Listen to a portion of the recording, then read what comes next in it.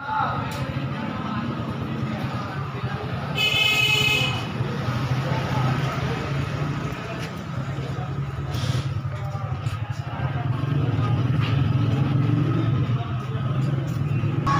नाम लियाकत अली, कंगणपुर शहर है साडा, पिंड लंडियाना। इसमें तो जी मुझे 250-300 रुपये बचते हैं। कुछ लोग जो इमदाद कर देते हैं। ये काम जी इसलिए करता हूँ जी, बच्ची है मेरी, 2 शादी कर ली, 1 बच्ची रह रही है। ये मुझे मजबूरी है कारोबार करने, करता रहता हूँ जी मैं।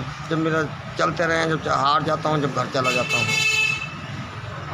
नहीं जी, लोग दे देते हैं मुझे, झूठ नहीं बोलना, लोग मुझे पैसे दे देते हैं। जानते हैं ना, 40-50 साल हो गए ये काम करते को। जो कोठियों वाले वो जानते हैं, कोई महीने का 1000 दे देता है, कोई 500 दे देता है। अल्लाह ताला ऐसे गुजारा करता है। बहुत सामान ले लेता हूँ मैं थोड़े घने पैसों का, और बहुत अच्छे लोग हैं लाहौर के अंदर जो मेरी इमदाद कर देते हैं।